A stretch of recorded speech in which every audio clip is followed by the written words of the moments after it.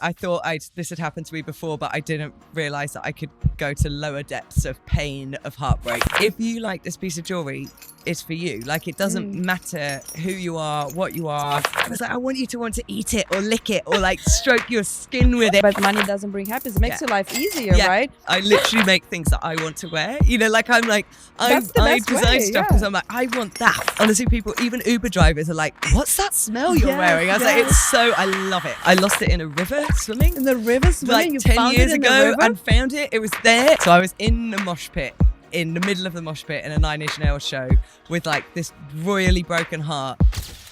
Welcome to The Basic Show with Viktorija Pashuta.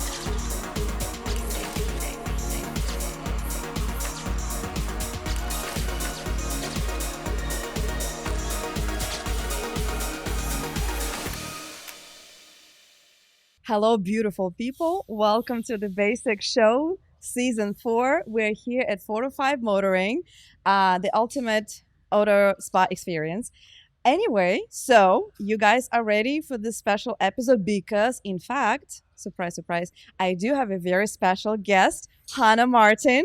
Hi, Hana. Welcome to The Basic Show. Thank you. I'm so happy to have you. Guys, so you know the little... backstory that Hana just landed literally yesterday in Los Angeles, right? Absolutely. Last night. Perfect timing. Perfect timing. So I was planning this episode and we had this theme for the season, Dark Matter. And actually, no, what happened is I received the book. It's called The Jewelry Book. I received the jewelry book and I'm just browsing through it. I see all the icons, all these historical figures, all of these, amazing, beautiful brands. And I'm like, oh my God, I know this designer. Hana Martin is there. And I messaged her. I'm like, hey, Hana, I just saw you in this book. Like, looks fabulous. Congratulations. If you're ever in LA, let me know. I would love to, for you to be on my podcast. And you said, you know what? I'm actually flying from London to LA literally like this Sunday. We're taping today on Tuesday. So I'm so happy how things worked out. It literally was like the universe looking out for us. Yeah. So what happened with your flight? Yeah. So I was supposed to arrive on Sunday night. Yeah. Took me 2 days to reach Los Angeles. Yeah. I didn't walk. Almost walked. Yeah. Went up in the air, came down in Stockholm, got stuck in an airport hotel in Stockholm because the flight broke. Made loads of new friends. There was loads of people trying to get to America. I was like, I've now got like 20 new friends. We all hung out in the Stockholm airport hotel for a night and finally made it last night, like over 24 hours late. So I was like, but it was like the journey from hell. So everything had gone wrong. I finally get here. I get off at LAX. I'm like, I made it. Thank God. I get on, have to get the shuttle bus to get to the cabs. I get on the shuttle bus. It starts to pull out and the bus broke down. So basically we were stuck on a shuttle bus. It blocked the whole of LAX was in total carnage. And I was like, of course that just happened. Of course it did. It was like comical at that point. Yeah. Welcome to Los Angeles Airport. I feel like that's the worst airport in the entire world. Oh my God. I hate Heathrow, but like LAX might beat it. Oh my God. It was like people beeping horns. It was like, we were just stuck on this bus. I was like, I just want to get the taxis. It's hot. Yeah, it was so hot. I was like, but I bet you love it. Last time we talked, like, I miss the heat. I miss the sun. I love it. It's never too hot for me. I'm like, I literally, turn it up another like 20 degrees and I'm still happy. Yeah. How many sunny days do you have in London? Well, actually, we've had a really good summer. So we've had like a very non-English summer. It's been sunny for like 2 months, which is unheard. It happens like once every 10 years. Right? Yeah. But usually it's like, you have a sunny day and all English people go crazy because they don't know if it's going to come back again. So you're just like, it's like a carnival and everyone's like, the sun. They're like pink in the parks and bikinis, like getting drunk. Everyone goes wild, takes days off work. I remember this because the time I lived in London, there was, I remember vividly, it was like dark and gloomy and then it was one ray of sun. And I was like, almost there. People fight for it. Yeah. One sun ray, I'm like, oh my God, I'm finally reaching the sun. And then it's gone. Yeah, exactly. You've got to make the most of it. Yeah. But I feel like you get the most creative in the gloomy weather, no? Yeah, I mean, there's less distractions because it's not so fun going out. That's less distractions, right? Yeah. That's all we do now. Like go party, go to the beach. It's like you can lie in the sun. It's like there you're like productive in I don't really want to go outside. Yeah. Thanks. Yeah. Well, enjoy. How long are you staying here? 2 weeks. 2 weeks. Yeah, oh wow. 2 weeks. So I've got like this week's kind of full on work. So I'm at Maxfield launching a new collection, and then next week's a bit more chill. seeing people, hanging out with friends, making the most of the sunshine. It's like and one day work day and then yeah. other like 13 days Yeah, exactly. party. Yeah. I love that. Well, that's how I guess you get inspiration, right? Yeah, totally. Yeah. So you mentioned that. So you release your new collection, The Perfect Drug. Yeah. Is it your 10th collection? Yeah. Wow. Tell us about what inspired it. I mean, so it came out, it's actually in 2 parts. So we launched Perfect Drug Part 1 last year. Yeah. And then Perfect Drug Part 2 is launching literally on Thursday this week.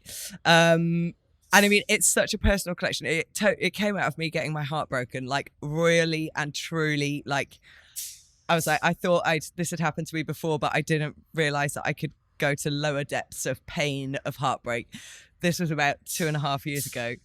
And that breakup had just happened, and I think it was probably within the same week. I also had tickets to a Nine Inch Nails show in London. I almost didn't go because I was like, I can't leave my house. And actually, my really good friend of mine was like, fuck that, Hana, I'm picking you up. He picked me up on the back of his motorbike, drove me across London to Brixton Academy. He was like, this will make you feel better.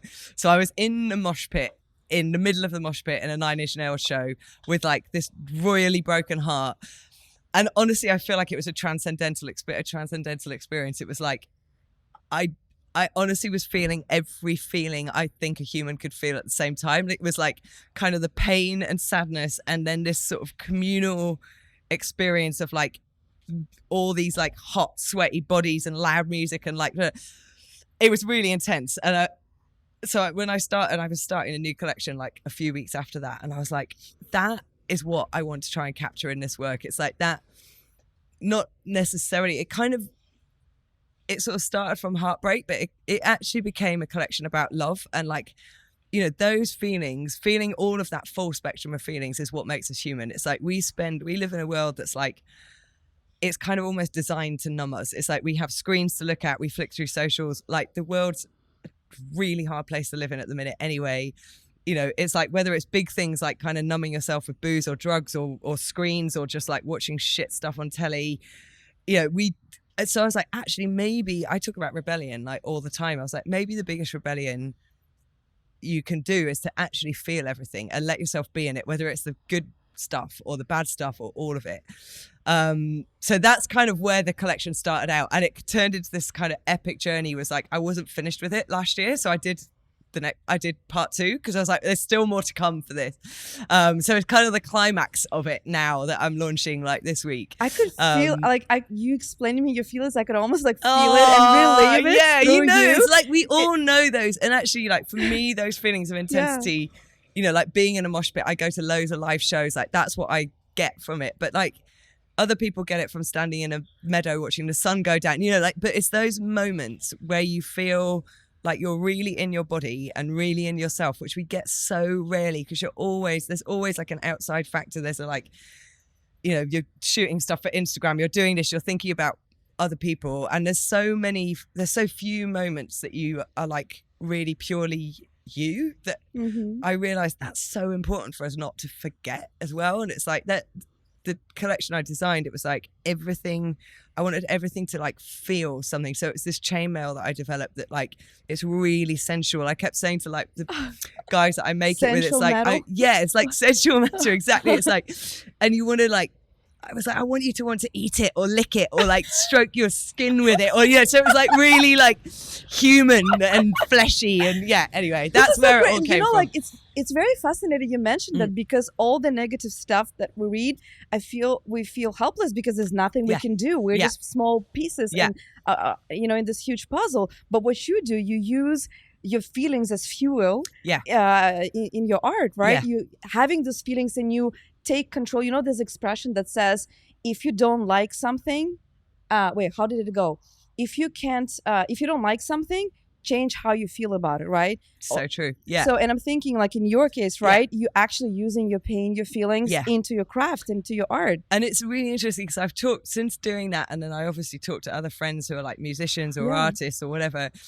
And I've had this conversation. I'm like, God, actually, we're in such a that's an amazingly privileged position as a like creative of whatever you're creating, that you can actually transform this negativity into something. It's like you're kind of I don't, what do they call it? Like a phoenix from the ashes or whatever. Like you're Yeah. managing to make something positive out of a really negative experience. Like that, I feel lucky that I can do that. You know, at the time it didn't feel like that. At the time it was just like, it reminds me of something funny. My dad used to say, like, hey, I was kind of grungy, but again, I remember it said, you know, there's a skill to turn shit into fertilizer. Yeah, it's so true. It's like, exactly. Know, yeah. It's like you take something so ordinary Yeah. and ugly, and then you create beautiful things, you know, with your own hands, with your imagination. This is really incredible. Yeah. So tell me about that. What is essential metal? So, it was like, so the collection's like almost made up of two like visual elements. So it's like a kind of solid like cast pieces of metal. Okay. There's a lot of kind of fetish references in it as well. So it's like I was looking at kind of really quite hardcore like Tom of Finland sort of leather straps and like ball gags and all this shit. And then so there's a lot of like that referencing. But then I also developed this. It's basically chainmail on a really small scale. So it's almost like fabric. So it's all these tiny little rings. It acts like fabric. It's like it feels, and it's totally soft and malleable. So you can make, you know, these straps that kind of wrap around and that contrast of the hard metal and that kind of chainmail, it's like you wear the chainmail and it takes on the warmth of your body. Like it's really intimate almost. So it because I love gold, as you know, it's like my favorite thing in the world. It's like I love it.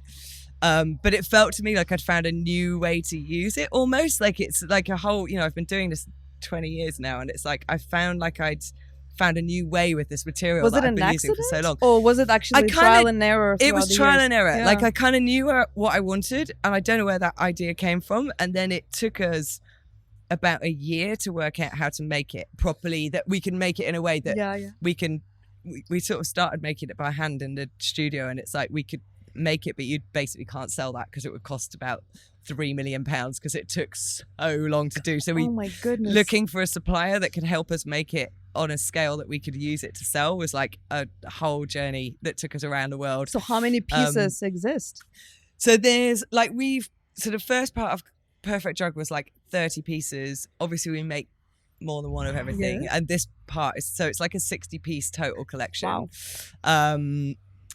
And you know, some of those pieces are like super limited editions, some of them are like more available. So yeah, a lot of, I bet each piece has a unique story or like specific feeling that you use, you know, as inspiration for that piece. I know I read in the jewelry book that you mentioned, you already mentioned Tom Holland was one of the inspirations, but also the classic photographer Man Ray. Right. So how did you use his inspiration? I mean that was a story. lot of, because I build, like when I start a collection, I have this kind of like seed of an idea of what I want, but I try not to think about jewelry. Like I try not to think about the end product at all. It's like I think about the world and this kind of visual world, and I build mood boards, and like I almost make this, it's like I write a film in my head. It's like I create this whole visual world that I have all the mood boards of like around my studio. I kind of immerse myself in it. So like there was one particular Man Ray picture that I used, which was kind of, it was basically like a arse, woman's arse, but it looked like a peach. So it's like kind of totally surreal. You couldn't see the rest of the female. And you have that next to like, I had that image and I had it next to like a piece of brutalist architecture. And in my head, something happens when you put those two images together, and it kind of gave me the feel of it. And actually you can kind of see that Man Ray picture in some of the pieces, because they're very like, there's a lot of like quite round and fleshy sort of food. So it's more like it gives me a feeling, which I then translate into the piece of jewelry that I'm finally drawing. It's quite, it's fascinating how your mind works, right? How you're putting all these things it's like together. I have to put everything in front of my eyes for it to go into my brain, and then it kind of mash. It's like having the ingredients for a recipe, you know, like you have tomatoes, you have basil, you have olive oil, and you have pasta, and then how you put that together can be so different. That's kind of how I see it. It's like I have all these different images that on their own mean one thing, and then you put them together and you make this mashup, and something else comes out of your head. And there's a magic ingredient called Hana. Whatever goes on in there. Everything goes in there, right? I think it's good, right, to get inspiration from icons, from legends, but also there's always a little bit piece of you, right? Yeah, absolutely. And that's why I try never to use like I'd never have another piece of jewelry on a mood board. It's like if you're looking at things like photography or art or architecture or whatever, you're kind of using it as inspiration and using it as like a visual language, but there's no chance that you can make it look like something else. You know, like I always want to make something that you feel like you've never seen before. So by putting all those ingredients together, hopefully that works, rather than just being like, oh, that vintage piece of Cartier is great, or that, you know, it's like I try not to look at jewelry and not to see what other people are doing, so I'm making something fresh. If you guys hear the car noise, this we is so clearly hot. can say, well, we're not tricking you. We're not in the studio. We're actually in the car shop where they're moving. What is it, a Porsche? I think it's a beautiful Porsche. It's a beautiful Porsche that they're Sounds moving great. right now. Yeah. They want a little bit this 5-minute fame. Yeah. A free It's shout gonna out. Drive up and down in front of us. Yeah. It's beautiful, like a white alabaster. Yeah. But you know what? Going back to your point, very, very interesting, because going back to what I do, right? Fashion photography. And I remember in the beginning, I keep looking at a lot of fashion photographers, a lot of fashion. Because that's how you learn as well. Right. Yeah. You look, you educate yourself. But then I realized, you know what? I should actually look at other medium to create another concept. So I started to, you know, watch movies or, you know, go to the museums, look at the artwork, right? I stopped completely myself looking and comparing myself to other photographers, because what happens, you start comparing yourself, right? It's not on purpose even. It's like, because stuff goes into your brain and it comes back out again. You don't even realize that it's an image that you saw or a piece of jewelry that you saw. It just kind of comes out and you sort of think you've done it, but it's risky. I go and lecture at St. Martin's, my old art school, like for a couple of days every year, and I always say this to students. It's like, you don't even know you're doing it, but if you're looking at other jewelry, it's bound to come out in some way. So just don't look at it. Like, obviously it's good to know what's going on in the world, but like if you're in that creative moment, just don't feed anything like that into your brain, because it will come out. It will come out, and then everybody see a copy paste, you know, nowadays. And I love how your jewelry specific stand out, you know. Can you maybe talk about your favorite collaborations today that you've done? Oh man, I think, I mean, the most recent and actually the most long lasting one has been with Guy Berryman, who's Coldplay guy. And he's got an amazing menswear brand, Applied Art Forms. And that was like, for me, it's been the perfect collaboration, because it's like, I've worked with people before and they're all great in their own way, but like this was like an actual collaboration of like creative minds, both bringing equal amounts of stuff to the table. Like we really like inspired each other. I feel like neither of us could have made those pieces come to life alone. Like it needed both of our minds, and both of that we were both like brought different inspiration. And actually it's really interesting doing that, because I'm so solo when I work, and usually I'm like, it's just me, I'm in my bubble, you know. I like to work like that. I don't like anyone else's input. But actually, so it pushed me out of my comfort zone a bit with like having somebody else's kind of input into stuff. But it was really interesting, because I was then looking at stuff that, you know, he's got an amazing garage. He collects cars, and like he's got this incredible garage down in Cornwall, in the Cotswolds, where he has a house. And like one day I just went down to the Cotswolds and we just took engines apart for a day and like looked at what was inside them. Like it was so much fun. I would never have done that if it was just me. Yeah. And like I don't know how much like that kind of fed into the collection, but you know, it was really inspiring to have like another person's reference points that kind of then came out, and we made these babies together. Like it was really cool. I bet after this episode, the new collection will be like tires. Oh yeah, absolutely. Yeah. I'm like starting a whole new vibe. Like scanning the environment. I love you kind of, you know, observing, but you're also almost like using this meat grinder, right? Yeah, totally. That's exactly. That's a really good way to put it. Yeah, meat grinder, right? And you kind of transform it, pressing it through yourself, right? Through your perspective, and create something beautiful. Yeah. And your jewelry always stands out. I mean, like right now, I mean, can you tell us what you're wearing? I mean, this huge pin, or what's the right? It is a pin, like a giant safety pin. Pin. It's like freaking incredible. And you know how to wear it. Like every time I like see you, it's just, I'm so amazed how you put things together. Do you know what? I think it's because I'm such a selfish designer, and I literally make things that I want to wear. You know, like I'm like, I best design way, stuff because yeah. I'm like, I want that. So I make it and then hope other people like it You too. know, this is the best approach, because I think the worst approach is what other people like. What are the current trends? Yeah. And we just end up, like I said, copy pasting each Yeah. other's design. And if you create something that you personally want to wear, of course there will be an army of supporters who you know will admire your look and you know want to replicate it. What is that ring? Is it like a freaking no, the other one, is it like a tooth, a claw? This one, that's actually an eagle's. So it's an eagle's head with his beak, but it looks like, the idea was that it looked a bit like a kind of claw. There's two eagles. Cool. He's an eagle as well, a different one. Wow. Yeah, that one's an eagle. I love it. Is it heavy? I mean, quite heavy. They're all quite heavy. Quite heavy? Yeah. Yeah. I mean, I'm so used to, I'm not a very good judge because people, you know, I do bespoke jobs for people as well, and I kind of make, you know, one of a kind things, and they're like, oh, but I don't want it to be too heavy. I'm like, it's not heavy at all. But I'm so used to wearing half a ton of gold, and they're like, what? You said it wasn't going to be heavy. I was like, oh, don't be a wuss. Come on. Yeah. I love the words they use, the wuss, the telly.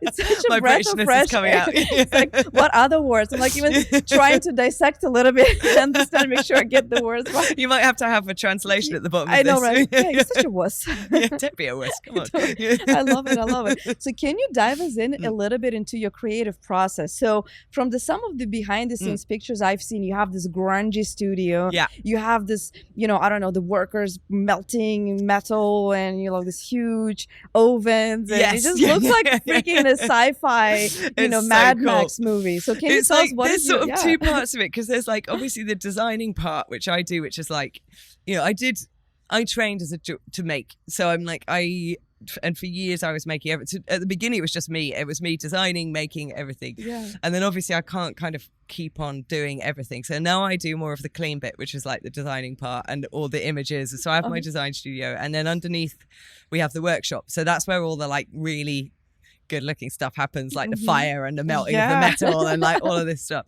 And it is, I mean, I love it. The thing with making jewelry is like a lot of it has never changed. You know, like it's a kind of, a lot of the techniques we use now, they were literally using 2,000 years ago to like melt metal. But then there's also been like massive advances in tech in like, you know, we use CAD a lot now. So it's like, I draw everything. I'm very hands only. So I'm totally analog. I draw everything. I don't design anything on a computer. It's all like, I need everything by like hand, printed out and ripped up and drawn and like, and then my like right hand man who I've worked with for years and years, he takes what I've done and then he creates models in a computer, and it's changed how I work totally, because I used to prototype by hand carving wax, which is awesome, but it takes forever and you can't like keep, you know, it's basically one hand carved model takes days to do.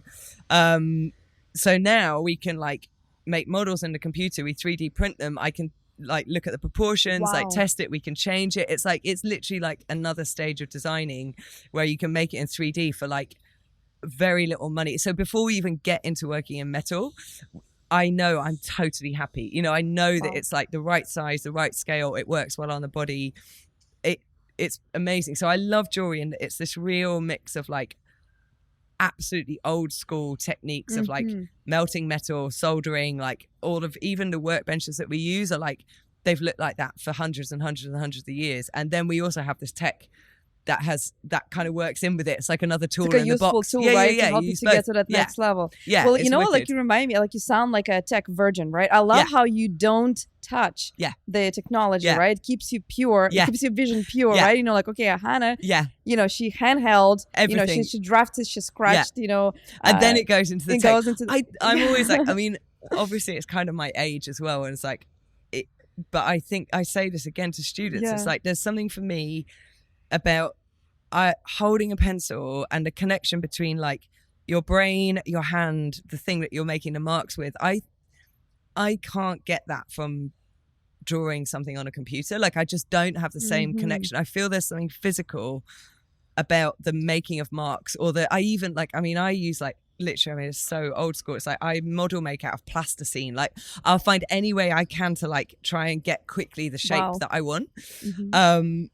And I just don't think I can't get that if I've got this if I'm one part removed by a screen. Like I need to be able to like rip paper and stick it down and like it's so a physical fascinating because it makes it human, right? You exactly. know that your item is not made by a machine, right? It's not made you know, in a huge factory, millions of copies. Like for me it's like it's got like human soul in it. It's human like soul, we've made that with our own hands from the very beginning to the end, and I think that puts something else magic in it. Anyone who's buying your piece, they're buying a little bit of Hana. They're buying a little bit of, not buying, they, you know, maybe gifting. Like gifting a little bit of your soul, right? It's like there's a bit of spirit in there, hopefully. People feel it. Wow, this is incredible. So let's talk about, you know, gender and rebellion. Do you think jewelry is kind of gender-based, or your jewelry is more unisex and can be worn by anybody? I mean, that's what I hope. And I always started out with that in mind. It's so interesting because it's brand's 20th anniversary this year, would you believe, which is wild. Oh my God, congratulations. Actually about this month is about 20 years since I started. And you know, even when I was at art school and studying, it's like I always had this thing that I didn't ever understand why there had to be gender put on jewelry. I mean, I wrote my thesis about gender and masculinity. I've always been something that I've really been fascinated with. But at that stage we didn't have terms like gender fluid didn't exist as a term. Like there wasn't actually as many ways that you could talk about this idea that I had. You know, the only words available at that time were like unisex or androgynous. That's both what of which sorry. I was like, yeah, but hey, you're like old school. Unisex is not in trend anymore. It does work. I mean, it's like it's a word that works, but there's something unsexy about the word unisex. Right, I was like, it's not about like making it unsexy. Yeah, like a huge, it's just ugly like shirt. Yeah. I'm like, oh, sure. Anybody can be. Elephant can be. Yeah, exactly. It's like. It's a good term to like cross the borders, but like so always from the beginning I always liked this idea, and to start with I call my work men's jewelry that girlfriends could steal, but even now I don't like to use that because it's too gendered. I'm but the idea was, it was like, if you like this piece of jewelry, it's for you. Like it doesn't matter who you are, what you are, where you fit in the scale of gender.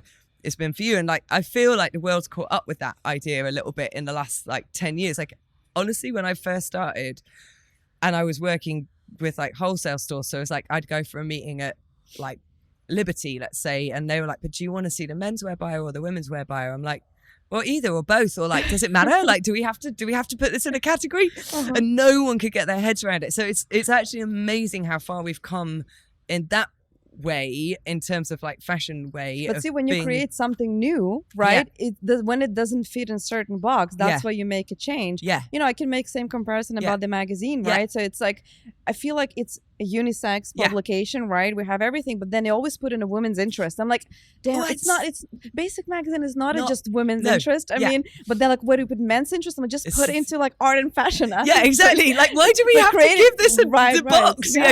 Right. It's wild. I mean, I still think there's a long way to go with that, because you still do have like magazine. I'd not even thought about it for the magazine, but of course it's the same thing. It's like in certain box. Why? But in your case, you're creating artwork, right? I would say it's an art piece. You know, I don't know what I believe it. You know, deserve in the museum. So let's think about longevity and mortality for a second. So you know, jewelry is such an artifact that outlasts a human life, or live beyond all of us. Beyond all of us. So say 100 years from now, somebody finds one piece of Hana Martin jewelry. What would it be?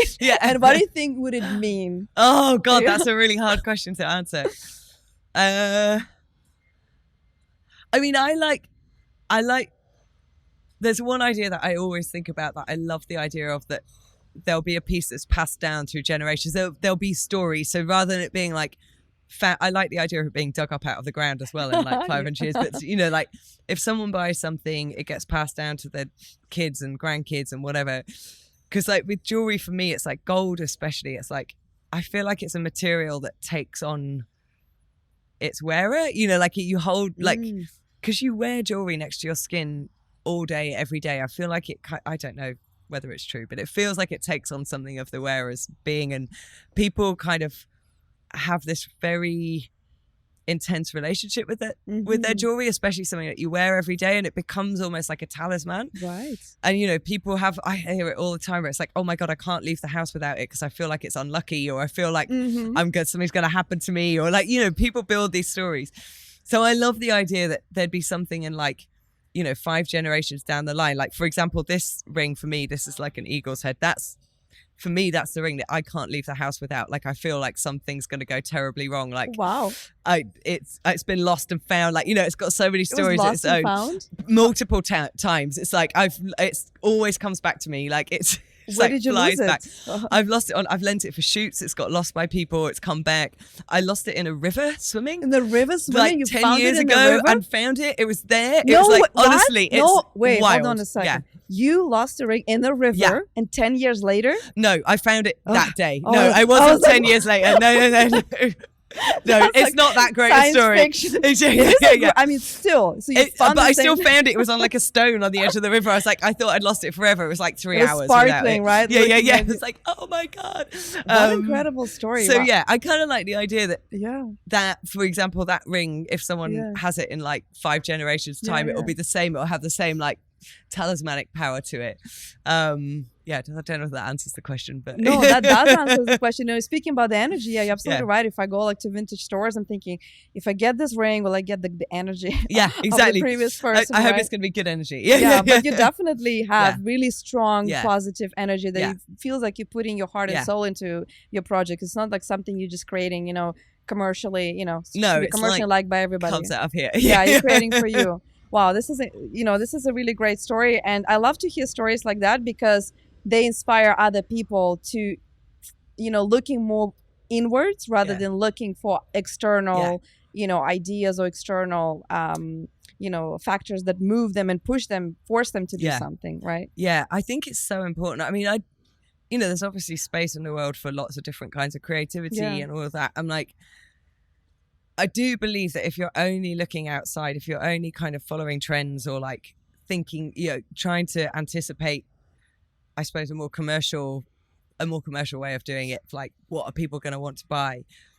It's very hard to make something unique doing that because you're always basically the market is leading you rather than your creativity leading you. And I don't feel like you can create something that breaks any molds, that can rebel in any way, that can do anything new if you're just following that. I mean, I know some people that I work with are probably like, Hana, you'd probably make loads more money if you maybe did that. I'm like, I don't care. I was like, otherwise I could just go and get a job. Because But at the end of the day, right, Yeah. like money does, I mean, it's cliche, right, but money doesn't bring happiness. It makes your life easier, Yeah. right? But at the end of the day, if you, let's go that route. Yeah. If you do imagine you have all the money in the world, what is the first thing you would do for the first week?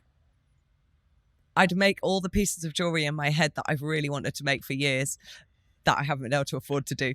That's what I do. Well, I do what I'm doing. Right, you Yeah. answer your question. Yeah. So like it will just give you opportunity to do Yeah. something which you love, Yeah. which will bring you, Yeah. happiness. I can't in imagine having all the money in the world. I would still be doing what I'm doing.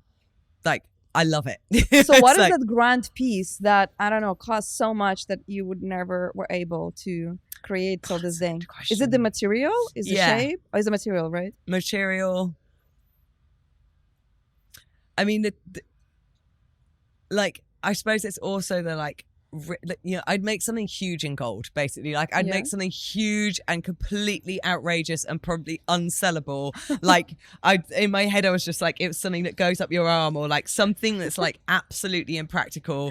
And I probably wouldn't do, even me wouldn't do, because I was like, there is metal no nipple chance in covers? the world that, yeah, exactly. Yeah. Something ridiculous out of gold. Yes, it's something like that. I'm like, no one's going to buy this, but I just want it to be, I want it to exist in the world. It's like, yeah, something like that. I love it. What about, like using natural materials from cosmos? What about like volcanic rock or stuff like that? Do you know what? I've done a few projects. I did for You one did? client with moon rock. What? So it's this amazing couple who've become friends of mine, who I met through work, and they commissioned me. It was the first commission that I did, and one of them wanted to create a 50th birthday present for his husband, and he'd bought this moon rock. I mean, we actually don't know whether it's even real or not, but it was like he'd bought it at a flea market in New York or something, and he was like, I have this piece of moon rock, and I made an earring and we set the moon rock in it, and we kind of loved the idea of it. Whether it's real or not, it didn't even matter. It was like more the concept of like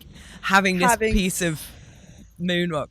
And the one I would love to do, there's like, apparently you can get are they called meteorites? So meteorites that land. Meteorites, it's almost metallic. Okay. I've never done anything of that with that, but I would love to do something with that, because I know that actually exists, and it is a metal like material. It's somewhere between metal and rock. Would it be like different ways or different tools to cut it to work with it? I think so. We'd have to do. I've never even got my hands on it. I've read about it. Can you imagine feeling like, it like something out of space? I mean, that would be so cool. No, that you could because gold feels like it's made by magic anyway. I find gold so fascinating, and to be able to set something that's come out of space into a piece of gold, like combining those two things, I would love to do. I'll do it one day. Watch this space. Next collection. So I actually I did mention in the beginning. So the extension of your company is Hana Martin Pierce, right? Yes. So can you give us a little bit more info about your Pierce collection, maybe? Yeah.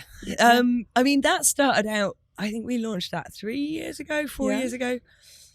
I've been thinking about it for 8. We were actually about to do it just before the pandemic, and then obviously COVID hit, and launching a thing that involves close personal contact was not great at that time. I was like, we're going to wait for that. So I think we launched it in 22.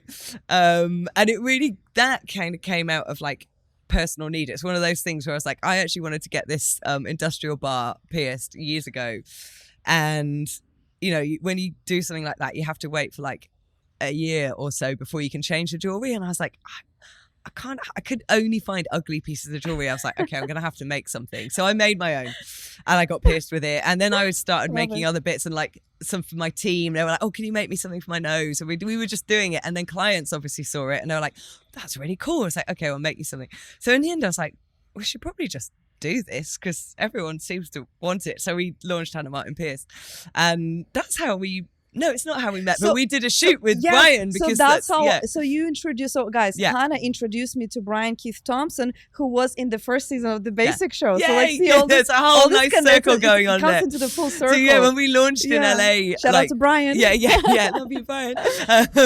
We did we sort of soft launched at Brian's store, and he was like really part of it, and so it's been amazing because it also like my idea was. Because of the scale, I mean, literally the thing that makes my pieces expensive is the amount of gold in them. It's like, if they're bigger, they're more expensive because gold's really expensive, and that's it. So actually, for the piercings, they're made out of 18 karat gold and diamonds, but they're much smaller. So it's kind of becomes a accessible price point a bit more than, say, like that gold eagle ring. Yeah. So I like the idea of it being this kind of part of the brand which you could kind of start, it's like a starter version of Hana Martin that you can kind of begin with and then kind of move on up and end up with your big giant eagle ring. It's so what other materials do you work with? Maybe educate us a little bit about different... Mainly gold. So it's like, it's all 18 karat, the metal. We've started working now. So in the Perfect Jug collection was the first time that I've actually introduced silver as well. So we made some pieces, and it was kind of an experiment. And again, because it felt kind of rebellious that... I can't imagine anything non-rebellious that you would do. I try. you look always everything the rebel. I try to do. Yeah. So it was like I'd sort of designed the whole collection as this mixed color, so like white and yellow. Because again, I wear like lots of mixed colors, and actually it was Michael, who's my head of production, that was like, well, we could try doing it in like silver and 18 karat gold. And honestly, even my reaction to start with was like, we can't do that, because in jewelry world, like silver's one thing, gold is another thing. They're two very different types of jewelry. I was like, fuck it, why not? Like, and actually they used to, like, back in the 20s and 30s, silver had the same kind of, it was considered the same preciousness as gold. It's just over the years it's kind of been like silver's like this entry level and gold's like up here. I was like, well, let's do it, let's mix. So now we're doing like these pieces where it's like sterling silver and 18 karat gold. We had to kind of fight with because in the UK we have to legally have everything hallmarked, so it's like whatever metal you use, and we had to have big arguments with the assay office about that we could hallmark these things with silver and gold, because no one really does it. So which we won, and we do now have like a silver hallmark and a gold hallmark. Going to the upper levels. Yeah. It's like we won. Yes. Lead the movement. Yeah. It's like, come on. So this idea of mixing metal. So I work with like mainly 18 karat gold, but then we obviously work with stones. So I work with diamonds. I love diamonds, but they're also a bit predictable. Diamonds, so I'm like, they are a girl's best friends. But for me, there's more interesting things. So I'm like, I love diamonds. I use a lot of different colored ones. So in the Perfect Jug, I've found they're amazing. They're these gray diamonds. So they're like just a bit off-white. They're like slightly Like muddy? less, but they're clear. So they're not, they're a bit more, they're steely coloured rather than that kind of bright white. Okay. I also work with like, in Hana Martin Pierce, we work with like cognac diamonds and champagne diamonds. So basically brown diamonds and like kind of yellowy delicious. brown diamonds. Yeah, they're so much sexier when you call them cognac and champagne. Yeah. But then I really love working with like the less obvious stones. So like I've started doing a lot of carved stones. So actually in the last couple of collections I've done like, in the Perfect Drug, we've been using obsidian, which is like a really amazing, like it's black, but it's kind of got silvery hues to it. It looks like the world. It looks like the globe from a distance. It looks very spacey, actually. Looks it's very cool. like you. Yeah, exactly. And that we've used malachite, like stones that are kind of, again, less obvious, or like they're not kind of, we used to call them semi-precious. I don't use that term anymore. Right? But they have character and right? each one of them's different. It's like, even though I can make the same piece out of malachite and we carve it, it's the same shape, but nothing will ever be the same because every single piece of malachite is different. Diamonds, they're amazing, but like they kind of all look like diamonds. Like it's not like there's diamonds not aren't boring. Diamonds are diamonds, and they're beautiful and sparkly, but and like obsidian, but malachite, you never get the same moonstone. piece exactly. I'm like, that's what I want, stuff that you don't it's less obvious. So off topic, Hannah, like you always look so fabulous, but may I ask you, what is the perfume you're wearing? I can't. It's like, the best, stop right? it. So actually, it's a friend of mine in LA. It's so unique. It's a brand called Heretic, and you should get Douglas on your podcast. I was actually talking to Douglas' team. No way. There you go. I can't believe. Oh my God, Douglas get come on this the podcast. show. Yeah. Douglas, come on the podcast. I'm going to do Heretic. It's yes. amazing. And actually Douglas gave me this scent. It was maybe 2 or 3 years ago for my birthday, and I was a bit, it's like giving someone a perfume is quite a specific thing to do. Yeah. He was like, I think this is made for you, Hannah. It's like, it's so your scent. And I put it on for the first time. I was like, honestly, people, even Uber drivers are like, what's that smell you're wearing? I was like, I love it. And he has cool names for the perfumes, like something like Midnight Vampire. Yeah, he's got like Nosferatu. He's got like, everything's like dirty vanilla. I love it. He's so good. He's so good. And they all smell amazing. All the smells he makes are amazing. They're so unusual.